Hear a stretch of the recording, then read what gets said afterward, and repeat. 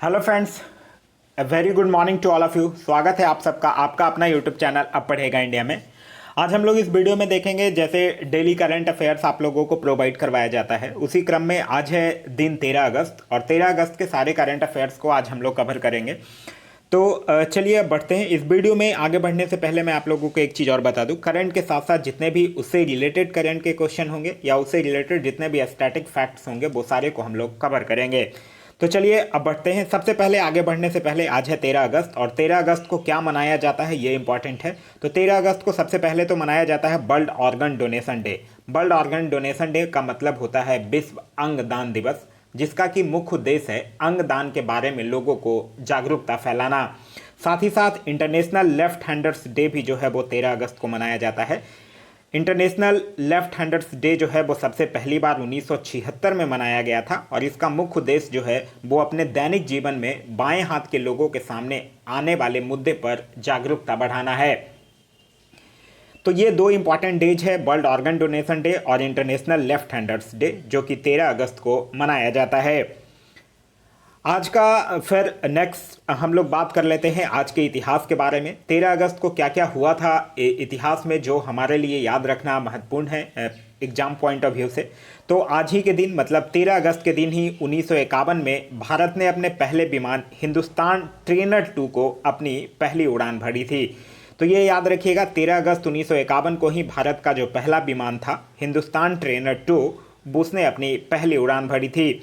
साथ ही साथ आज ही के दिन 13 अगस्त 1960 को फ्रांस जो है वो अफ्रीका से फ्रांस जो है वो आज़ाद हुआ था। तो यह दोनों इंपॉर्टेंट चीज़ है जो 13 अगस्त के हिस्ट्री से आप लोगों को याद रखना है, ये एग्जाम्स के क्वेश्चंस बन सकते हैं। तो चलिए अब बढ़ते हैं अपने करंट अफेयर्स आज के सीरीज की तरफ। आज के करंट अफेयर का सबसे पहला क्वेश्चन यह कह रहा है कि इंदिरा गांधी शहरी क्रेडिट कार्ड योजना किस राज्य सरकार ने शुरू किया है। तो यह शुरू किया है राजस्थान सरकार ने। तो इस क्वेश्चन का जो सही आंसर होगा वो होगा ऑप्शन नंबर डी, राजस्थान सरकार। यह जो योजना है मतलब इंदिरा गांधी शहरी क्रेडिट कार्ड योजना जो है, इसके तहत 50,000 तक का ब्याज मुक्त ऋण जो है वो स्ट्रीट वेंडर्स को मिल सकेगा। राजस्थान के कुछ अन्य इंपॉर्टेंट योजनाएं भी आपको याद रखने हैं, जैसे कि मुख्यमंत्री अनुप्रीति कोचिंग योजना, मुख्यमंत्री किसान मित्र ऊर्जा योजना, घर घर औषधि योजना, जनजाति भागीदारी योजना, मुख्यमंत्री चिरंजीवी योजना। यह सब योजनाएं जो है वो राजस्थान सरकार की योजनाएं हैं।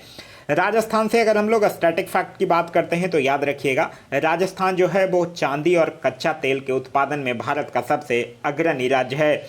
राजस्थान की अगर हम लोग बात करें तो राजस्थान के मुख्यमंत्री का नाम है अशोक गहलोत और यहाँ के गवर्नर का नाम है कलराज मिश्र। वहीं राजस्थान उच्च न्यायालय के मुख्य न्यायाधीश अभी रिसेंटली चेंज हुए हैं, उनका नाम है इंद्रजीत मोहंती।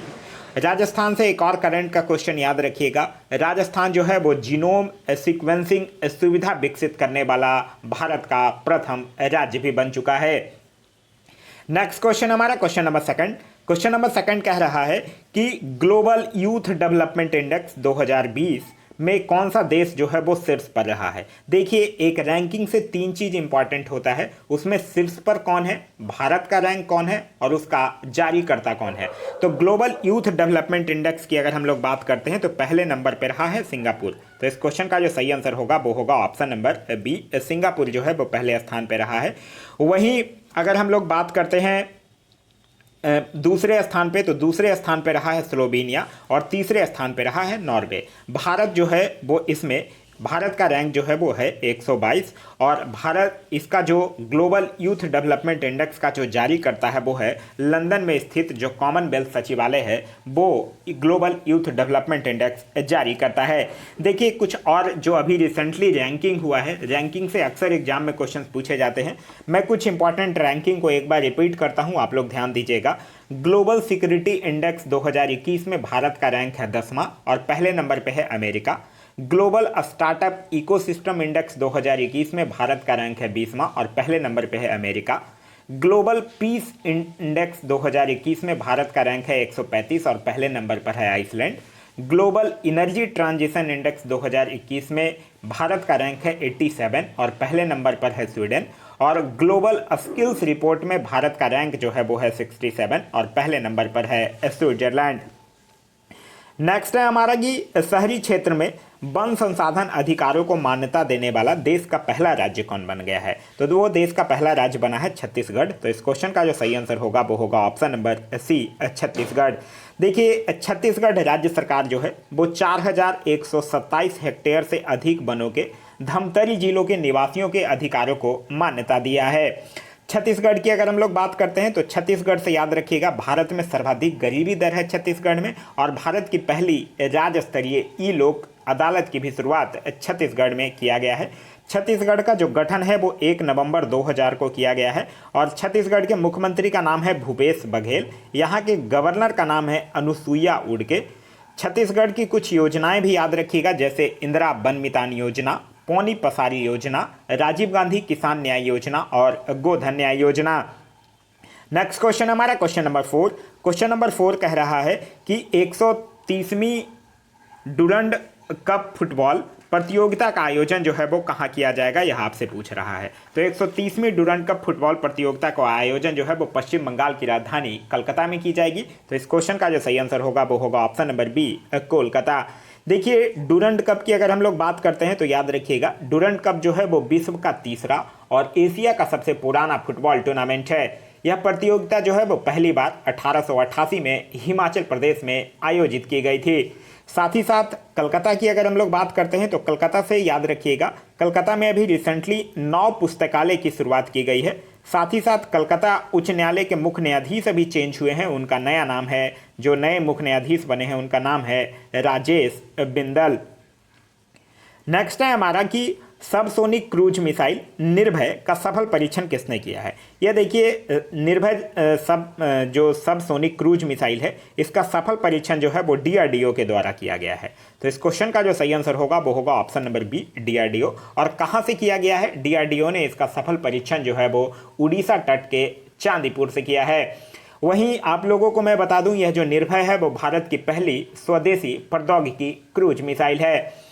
वहीं अगर हम लोग डीआरडीओ की बात करते हैं तो डीआरडीओ से याद रखिएगा, डीआरडीओ का फुल फॉर्म है defence research and development organisation, जिसकी स्थापना जो है वो 1958 में हुई है। हेडक्वार्टर जो है वो न्यू दिल्ली में स्थित है। इसके अध्यक्ष का नाम है जी सतीश रेड्डी।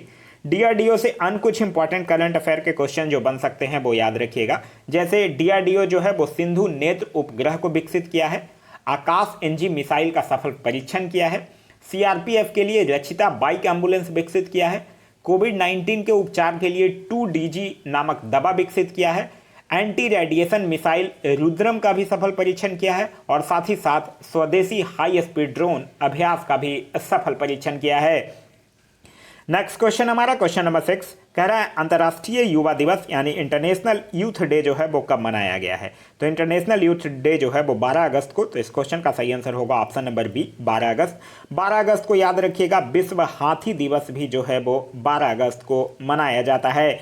वहीं अगर हम लोग इंटरनेशनल यूथ डे की बात करते हैं, अंतर्राष्ट्रीय युवा दिवस की, तो 2021 का जो इसका थीम था वो था transforming food system youth innovation for human and planetary health.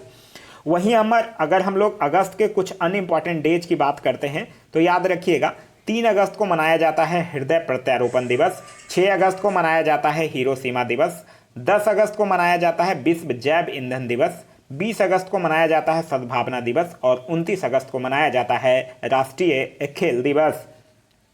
Next question हमारा क्वेश्चन नंबर 7 कह रहा है कि किन 4 देशों की नौसेना के बीच मालाबार नौसैनिक अभ्यास 2021 का आयोजन होगा? तो मालाबार नौसैनिक अभ्यास का जो आयोजन होगा वो पहले तो याद रखिएगा, ये इंडो पैसिफिक में गुआम के तट पर होगा, और होगा भारत, अमेरिका, जापान और ऑस्ट्रेलिया के बीच। तो इस क्वेश्चन का जो सही आंसर होगा वो होगा ऑप्शन नंबर ए। इस जो मालाबार नौसैनिक अभ्यास है, इसका मुख्य उद्देश्य जो है, जो 4 क्वाड देशों की जो नौसैनिक शक्तियां जो हैं उनकी अंत क्रियाशीलता को बढ़ावा देना है। वहीं अगर हम लोग सिर्फ और सिर्फ अगर भारत अमेरिका की बात करते हैं तो भारत अमेरिका के बीच से कुछ एक्सरसाइज याद रखिएगा, जैसे ब्रज प्रहार, युद्ध अभ्यास, पैसेक्स 2021, यह जो है वो भारत अमेरिका के बीच हुआ है। अगर हम लोग बात कर लेते हैं भारत और जापान के बीच, तो भारत और जापान से याद रखिएगा, जिमैक्स जो है वो भारत और जापान के बीच हुआ है, और अभी रिसेंटली एक FOIP अभ्यास हुआ है, FOIP अभ्यास जो है वो भारत और जापान के बीच हुआ है।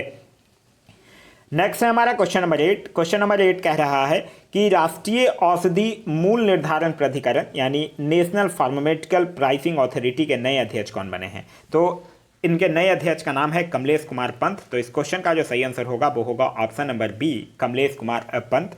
वहीं अगर हम लोग राष्ट्रीय औषधि मूल्य निर्धारण प्राधिकरण यानी नेशनल फार्मास्यूटिकल प्राइसिंग अथॉरिटी की बात करते हैं तो इसकी स्थापना जो है वो 1997 में हुई है और इसका हेडक्वार्टर जो है वो न्यू दिल्ली में स्थित है। साथ ही साथ अभी रिसेंटली कुछ अन्य हेड बने हैं, उनके नाम मैं बोलता हूं, याद रखिएगा। जैसे सीबीआई के नए निदेशक बने हैं सुबोध कुमार जायसवाल, नए सतर्कता आयुक्त बने हैं सुरेश एन पटेल, नए महानिदेशक बने हैं असम राइफल्स के प्रदीप चंद्रन नायर, राष्ट्रीय मानवाधिकार आयोग के अध्यक्ष बने हैं अरुण कुमार मिश्रा, केंद्रीय प्रत्यक्ष कर बोर्ड के अध्यक्ष बने हैं जगन्नाथ विद्याधर महापात्र, ओएनजीसी के निदेशक बने हैं सुभाष कुमार, बीपीसीएल के निदेशक बने हैं अरुण कुमार और नेस्कॉम की चेयरपर्सन बनी है रेखा मेनन, जो कि प्रथम महिला भी हैं। नेक्स्ट क्वेश्चन है हमारा क्वेश्चन नंबर 9। कह रहा है कि हाल ही में किस देश की सरकार ने डिजिटल वैक्सीन पासपोर्ट लॉन्च करने की घोषणा किया है। तो डिजिटल वैक्सीन पासपोर्ट लॉन्च करने की जो घोषणा किया है वो किया है कनाडा सरकार ने। तो इस क्वेश्चन का जो सही आंसर होगा वो होगा ऑप्शन नंबर सी, कनाडा सरकार ने। यह जो डिजिटल वैक्सीन पासपोर्ट है इसमें कोविड-19 के सिचुएशन में एक कंट्री से दूसरे कंट्री जाने में सहूलियत मिलेगी। इस चीज़ को मद्देनजर रखते हुए कनाडा सरकार ने डिजिटल वैक्सीन पासपोर्ट को लॉन्च करने की घोषणा किया है। कनाडा की अगर हम लोग बात करते हैं तो कनाडा की राजधानी है ओटावा, यहाँ की करेंसी है कनाडियन डॉलर, यहाँ के प्रधानमंत्री का नाम है जस्टिन ट्रूडो और यहाँ के संसद को पार्लियामेंट कहा जाता है। नेक्स्ट क्वेश्चन है हमारा क्वेश्चन नंबर 10। कह रहा है बंगस आवाम मेला कहाँ शुरू हुआ है। तो बंगस आवाम मेला जो है वो जम्मू कश्मीर में शुरू हुआ है। तो इस क्वेश्चन का जो सही आंसर होगा वो होगा option number D, Jammu Kashmir. आप लोग पढ़े भी होंगे कि जो बंगस घाटी है वो कहाँ स्थित है, जो जम्मू कश्मीर में स्थित है। और यह जो बंगस आवाम मेला है ये बंगस घाटी के ही पर्यावरण की दृष्टि से उसको सुदृढ़ बनाने के लिए यह बंगस आवाम मेला का शुरुआत किया जाता है। वहीं अगर हम लोग जम्मू कश्मीर की बात करते हैं तो अभी रिसेंटली आप लोगों को याद होगा कि 31 अक्टूबर 2019 को जम्मू कश्मीर जो है वो केंद्र शासित प्रदेश के रूप में बना है। यहाँ के अभी तत्कालीन उपराज्यपाल हैं मनोज सिन्हा। जम्मू कश्मीर जो है वो अभी रिसेंटली सुपर 75 छात्रवृत्ति योजना भी लॉन्च किया है और एक सतर्क नागरिक मोबाइल ऐप भी लॉन्च किया है। नेक्स्ट क्वेश्चन है हमारा क्वेश्चन नंबर 11। क्वेश्चन नंबर 11 कह रहा है कि हाल ही में किस राज्य सरकार ने सरकारी कर्मचारियों के लिए ओणम बोनस की घोषणा किया है। ओणम त्यौहार मनाया कहाँ जाता है, केरल में। तो इस क्वेश्चन का जो सही आंसर होगा वो होगा ऑप्शन नंबर बी, केरल में। सरकारी कर्मचारियों के लिए केरल सरकार ने 4,000 रुपये बतौर बोनस देने की घोषणा किया है, ओणम बोनस। लेकिन साथ ही साथ इसमें यह भी प्रावधान किया गया है कि जो लोग बोनस के लिए पात्र नहीं होंगे वैसे कर्मचारियों को 2,750 रुपये 2,750 रुपये का विशेष त्यौहार भत्ता भी दिया जाएगा। वहीं अगर हम लोग केरल से और भी अन्य कुछ इंपॉर्टेंट फैक्ट्स की बात करते हैं तो याद रखिएगा केरल जो है वो सब्जियों के लिए न्यूनतम समर्थन मूल्य तय करने वाला भारत का पहला राज्य है। भारत की सबसे युवा मेयर भी आर राजेंद्रन जो हैं वो केरल के हैं। भारत का पहला लेबर मूवमेंट म्यूजियम भी केरल में खोला जाएगा। बड़े होटलों को उद्योग का दर्जा देने का फैसला भी केरल सरकार ने किया है और ट्रांसजेंडर को एनसीसी में प्रवेश की मंजूरी भी केरल सरकार ने दी है। नेक्स्ट कह रहा है कि हाल ही में एआई क्षमता यानी आर्टिफिशियल इंटेलिजेंस क्षमता बढ़ाने के लिए किस बैंक ने AWS के साथ समझौता किया है। AWS का मतलब होता है अमेजन वेब सर्विसेज के साथ समझौता किया है। तो यह किया है RBL बैंक ने। तो इस क्वेश्चन का जो सही आंसर होगा वो होगा option number C, RBL bank ने। RBL बैंक की अगर बात करते हैं तो RBL बैंक की जो स्थापना है वो 1943 में हुई है। इसका हेडक्वार्टर जो है वो मुंबई में स्थित है और इसके MD एवं CEO का नाम है विश्ववीर आहूजा। नेक्स्ट क्वेश्चन हमारा क्वेश्चन नंबर 13 कह रहा है हाल ही में देश की पहली वाटर प्लस सिटी कौन सी घोषित हुई है। तो देश की पहली वाटर प्लस सिटी जो है वो इंदौर को घोषित किया गया है। तो इस क्वेश्चन का जो सही आंसर होगा वो होगा option number C, Indore. Indore से आप लोगों को याद होगा कि देश में स्वच्छता के मामले में भी लगातार 4 बार क्लीन सिटी का खिताब भी इंदौर अपने नाम कर चुका है। यह जो पहली वाटर प्लस सिटी है यह जो है वो केंद्र सरकार के द्वारा जो कौन कितना ज़्यादा तालाब या सीवेज ट्रीटमेंट ये सब को स्वच्छ रखता है, ये सब के आधार पर पहली वाटर सिटी का जो है वो इंदौर को घोषित किया गया है। नेक्स्ट कह रहा है कि हाल ही में पहले हिमालय फिल्म महोत्सव का आयोजन मेजबानी जो है वो कौन करेगा। तो यह कौन करेगा? यह एक्चुअली लद्दाख के लेह में आयोजित होना है। तो इस क्वेश्चन का जो सही आंसर होगा वो होगा ऑप्शन नंबर बी, लद्दाख के लेह में। वहीं अगर हम लोग लेह की बात करते हैं तो लेह से याद रखिएगा, भारत का सबसे ऊंचे मौसम विज्ञान केंद्र का उद्घाटन जो है वो लेह में किया गया है और भारत की पहली भूतापीय क्षेत्र विकास परियोजना भी लेह में स्थापित की जाएगी। वहीं अगर हम लोग लद्दाख की बात करते हैं तो लद्दाख के उपराज्यपाल का नाम है राधा कृष्ण माथुर। नेक्स्ट क्वेश्चन हमारा कह रहा है कि हाल ही में Ramrao the story of India's foreign crisis नामक पुस्तक जो है वो किसने लिखी है? तो यह पुस्तक एक पत्रकार हैं जिनका नाम है जयदीप हर्दीकर, उनके द्वारा लिखी गई है। तो इस क्वेश्चन का जो सही आंसर होगा वो होगा ऑप्शन नंबर सी, जयदीप हर्दीकर के द्वारा लिखा गया है। जयदीप हर्दीकर की अगर हम लोग बात करते हैं तो यह ग्रामीण मामलों को उजागर करने के लिए एक विश्वविख्यात पत्रकार हैं। वहीं अगर हम लोग इस पुस्तक Ramrao the story of India form crisis की बात करते हैं तो यह पुस्तक जो है वो महाराष्ट्र के एक किसान की कहानी है। तो यह था हमारा आज का वीडियो। आज का वीडियो आप लोगों को कैसा लगा कमेंट करके जरूर बताइएगा। इसमें आज हम लोगों ने सारे इंपॉर्टेंट करंट अफेयर्स जो 13 अगस्त के हैं उसको सम्मिलित किया है, साथ ही साथ उससे रिलेटेड जितने भी करंट अफेयर के क्वेश्चन हैं या स्टैटिक जीके हैं उसको भी हम लोगों ने आज देखा। तो यह वीडियो अगर आप लोगों को अच्छा लगा तो अपने दोस्तों के साथ शेयर करना ना भूलें। इस वीडियो से अगर कुछ सीखने के लिए मिला तो एक लाइक जरूर कर दें। वीडियो कैसा लगा कमेंट करके जरूर बताइएगा। साथ ही साथ आप इस चैनल पे अगर नए हैं या चैनल को अभी तक सब्सक्राइब नहीं किए हैं तो चैनल को सब्सक्राइब कर लीजिएगा और साथ ही साथ बेल आइकन दबा दीजिएगा ताकि हमारे सारे वीडियो के नोटिफिकेशन आपको मिलते रहें। Thanks for watching.